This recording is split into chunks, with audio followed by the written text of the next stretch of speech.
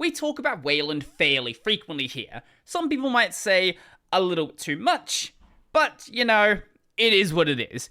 I may not be running Wayland right at this moment. I was having some portal issues and all of that stuff. But I see the blindingly bright neon on the wall. This is the direction that we are heading. And recently Nate Graham of the KDE project put out this blog post on the state of Wayland. So let's talk about this Wayland thing. And this is going to sound crazy, but it's a nuanced take on the matter. It's not saying that Wayland is perfect. It's not saying that X11 is here forever. There is opinions. This was spurred on by the attention a recent Fedora Linux proposal got, KDE Plasma 6. That by itself is fine. This is their migration plan for moving from 5 up to 6. With that though, for Fedora Linux, the transition to KDE Plasma 6 will also include dropping support for the X11 session entirely, leaving only Plasma Wayland as the sole offered desktop mode. This got quite a bit of attention on places like Reddit. KDE Plasma 6 due for Fedora 40 drops X11 session entirely. Fedora plans to drop X11 entirely for KDE Plasma 6. It got an article over on Phoronix. Fedora 40 looks to offer KDE Plasma 6 drop the KDE X11 session. This got not that many comments, but quite a few. Also, an article on 9to5 Linux. Fedora Linux 40 to offer the KDE Plasma 6 desktop on Wayland and drop X11 session. But all of this discussion comes from the Fedora KDE SIG. Plasma 6 is Wayland only, no X11 for Plasma 6. With Fedora KDE and Kinoite being fully Wayland by default from login since Fedora 38 to desktop since Fedora 34, it's now time to work toward eliminating our dependency on the Xorg server for Plasma 6. 3 reasons for this removal. Xorg server is deprecated since RHEL 9.0 and will be dropped in a future major RHEL release. Graphics fallback modes are Wayland friendly now, with simple DRM enabled since Fedora 36. NVIDIA drivers support GBM for Wayland instead of EGL streams. Wayland is fully supported on current NVIDIA drivers. Even though it came from here, it's not like everybody was fully in support of this. There was a lot of discussion back and forth about whether this is a good idea, whether we should do it now, maybe we should wait for a future version, maybe like 6.1, 6.2, maybe wait until 7.0, but at some point, it just had to happen. And it seems like Fedora 40 may be when that happens. Keep in mind, currently it is just a proposal and is not guaranteed to happen, but considering that Neil has no interest in maintaining the Xorg server, it probably is going to happen.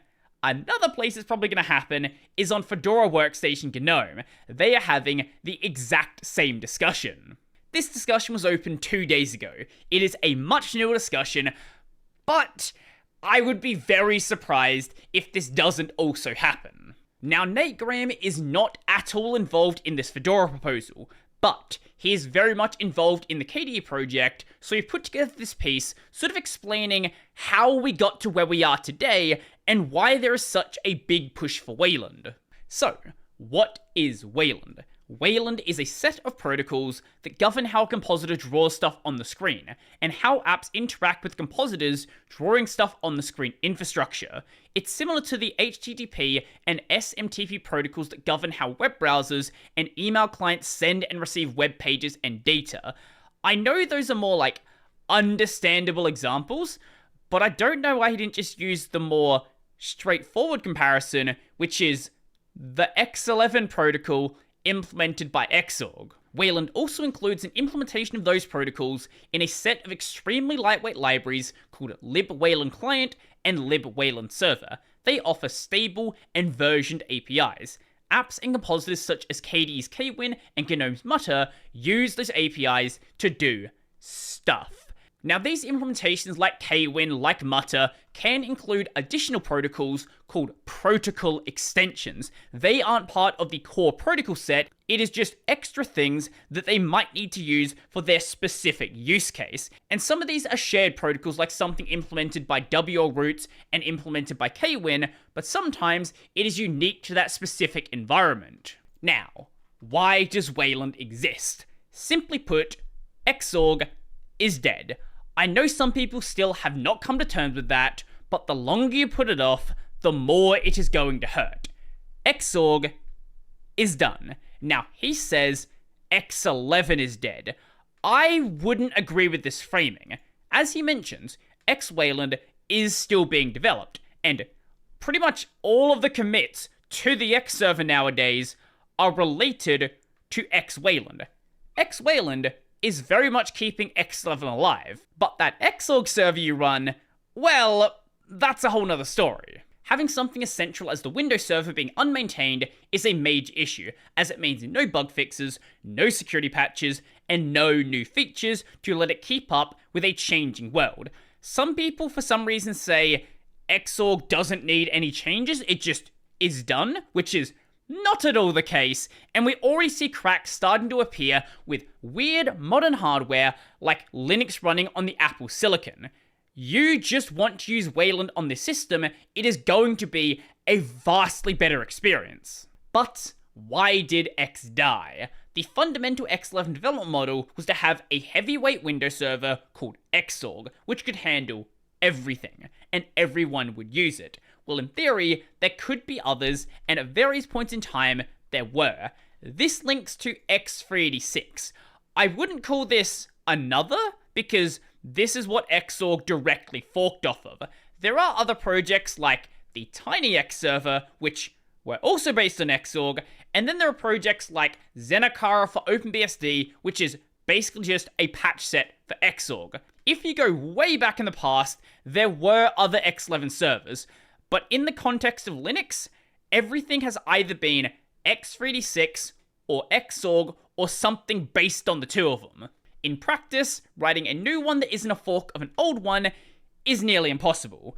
Graphics work is very difficult, and I don't doubt that some people out there have the skill to do so. The problem is having the knowledge to do so, and where are you going to get the knowledge to write an X11 server? Well, the server that exists already, so no matter what you do, you're probably just going to re-implement Xorg. Everyone strongly preferred to standardize on a single X server, and migrated in unison from one to another when a better fork became available. In the context of Linux, that only really happened once, but I guess if you go back throughout the entire history of X, that is fair to say, because it was convenient. And it was convenient because it centralized limited development resources, and when a feature was added to the X server, everyone gained access to it automatically. Also, when you just have one X server, developers tend to get a little bit lazy and take a couple of shortcuts that end up making that software only play nicely on a specific X server. So if something came along that wasn't just Xorg, some things may not play exactly like they should be. But this comes with a drawback. Because everyone was using Xorg, any feature added to support any use case could break everything else that everyone else used, and this happened frequently. Bug fixes frequently regressed obscure functionality that others were using. And when you have a project that its direct line goes back 30 years, you know, there is a lot of obscure functionality that gets added over the years, and somebody out there is going to have this really weird use case that just cannot be changed. In essence, Xorg became too large, too complicated, and too fragile to touch without risking breaking the entire Linux ecosystem. It's stable today because it's been essentially frozen for years, but that stability has come hand in hand with stagnation. As we all know in the tech world, projects that can't adapt die. Projects that then depend on them die as well. So clearly, Wayland must be better then. Well, Wayland was conceived of by ex-developers who wanted to avoid repeating their own mistakes, in addition to a lot of technical differences by being a minimal set of protocols and two extremely thin client and server libraries. All the heavy lifting was delegated to individual compositors, which became the Windows servers of their environment. A new feature added to one would not destabilize any other compositors. Compositors were also free to implement any new features via compositor protocols outside of the standard ones that apps only targeting that compositor could use. Most of this sounds fine, except for this part: moving the work out of a centralized location onto the developers of the individual desktops. Wait, that sounds like it sucks. And yes, In a way, it absolutely does. It has taken a very long time to get Wayland to the state it's in today. Because it was invented by shell-shocked ex-developers, in my opinion, it went too far in the other direction. Wayland's minimal core protocols are lacking most of the features that non-trivial apps and desktops actually need to work, such as screen locking, screen sharing, cross-app window activation, non-integer scaling, and so on. All of which have been addressed nowadays, but were not a given when Wayland first started. However, there is another way to look at this. This argument by Drew DeVault. The Wayland protocol is very conservative and general purpose, and is built with use cases other than the desktop in mind. To this end, it only implements the lowest common denominator and leaves the rest to protocol extensions. There is a process for defining, implementing, maturing, and standardizing these extensions, though the last part is in need of improvements, which are under discussion. Basically, it's minimal on purpose because Wayland is for more than just the desktop. And that's great as a argument for why it's like this. What it doesn't change is that users want these features. And Wayland's early days on the desktop were basically just a disaster. And that disaster is going to stick with it for a very long time. Plus, that need for each compositor to implement everything itself fragments development effort and disadvantages small teams without the expertise of heavy-hitting graphics developers. These are real problems, and we shouldn't sweep them under the rug. And this is a big part of the reason why there is only a handful of Wayland compositors, and the ones that aren't Kwin or GNOME are basically all based on WL roots. The reason my projects like River and Hyperland are even possible is because of the work that was put into WL roots. Over time, the minimal core protocols have been extended to cover what's needed for a Linux desktop and sophisticated apps to work. Much of this work is very recent, driven by KDE, and funded by Blue Systems and Valve Software, so most complaints you read about Wayland missing this or that, such as fractional scaling, or screen sharing, or global shortcuts from over a year or two ago, are likely to be wrong today. That's the case in the context of KDE, but it is certainly not a given on Wayland. Outside of KDE, it is still very common to see no fractional scaling and no global shortcuts. Even on GNOME, fractional scaling is a problem right now. So with all that being said, it should be obvious, but why is the adoption taking so long? The fact that Wayland's minimal core protocol made it unable to fully replace the thing it aimed to replace was a bad architectural design decision on the part of its authors that crippled the prospect of its rapid adoption when it was released in 2008. We didn't see the same problem with other new projects like Systemd and Pipewire, which were adopted much faster. Pipewire, I heard about like 3 years ago, and now it's basically just the standard. And Systemd, looking back at history, it seems like it was basically about the same. And there's a good reason for that.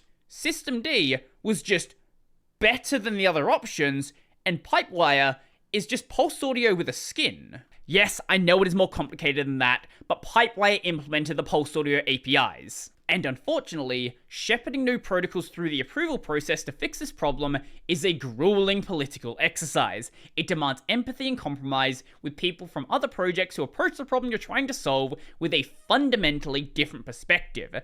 Wayland is pinnacle designed by committee, with a committee that's half full of people that don't even agree on the fundamentals of the problem they're trying to solve, or if the problem is even worth solving. And for a long time, the urgency of pushing through it was low because X wasn't dead yet.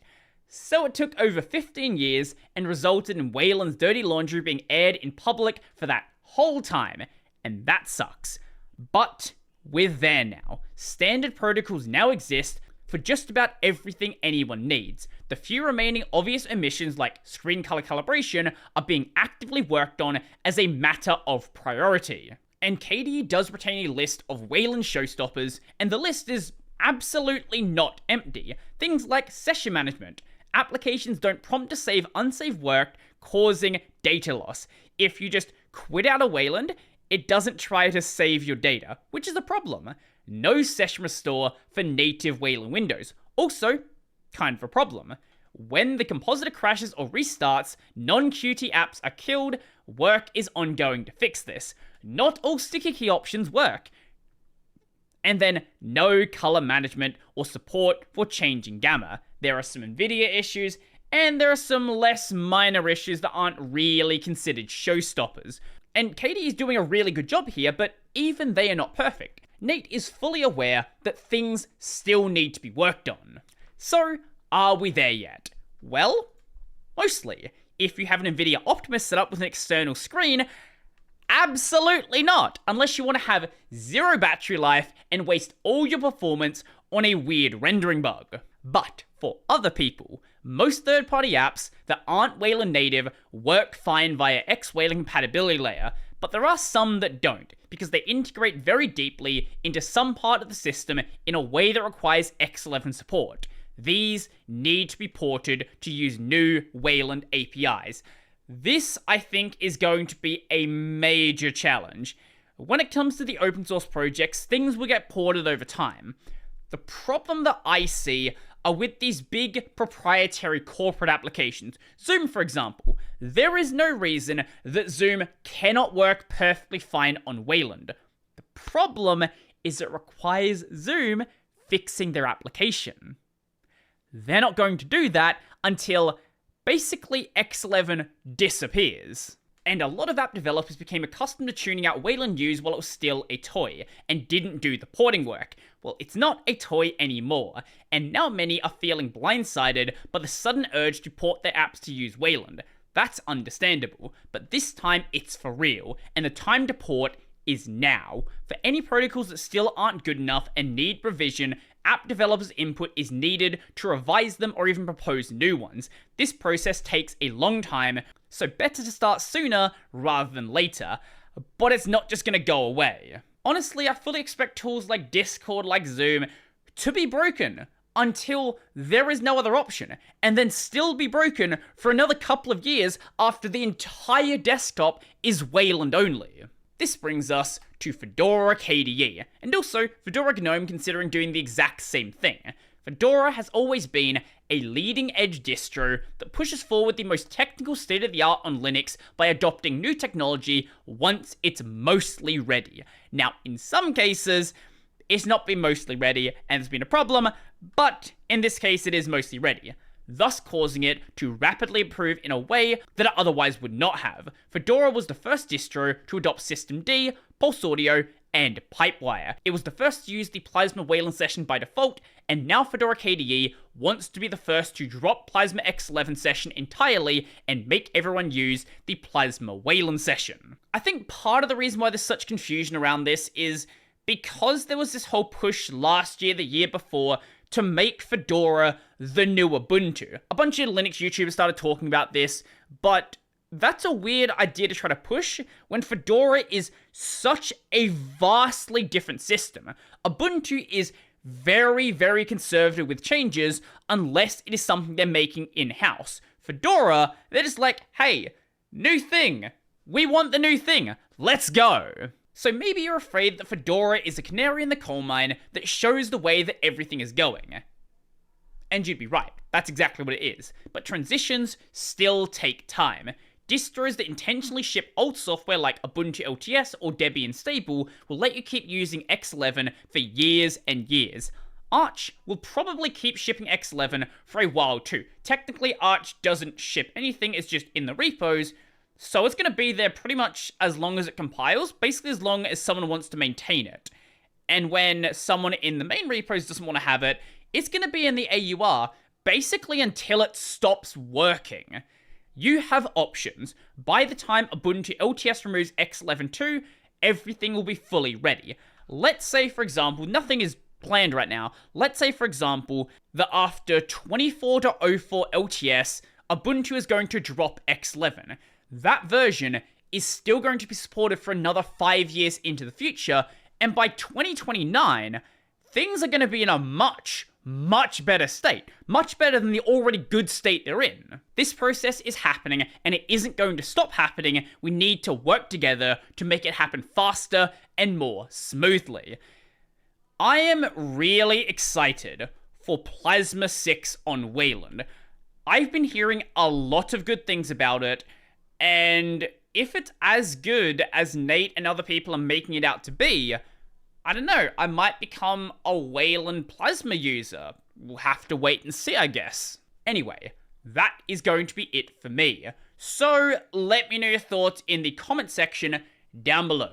Do you run Fedora? Are you worried about Fedora completely dropping X11 just before it's completely ready? Or do you think they should go full steam ahead and completely drop it? They should have dropped it last year. I would love to know. So let me know your thoughts in the comment section down below. If you liked the video, go like the video. And if you really liked the video and you want to become one over these amazing people over here, check out the Patreon, subscribe to the Libera Pay linked in the description down below. That's going to be it for me, and be gone, X11.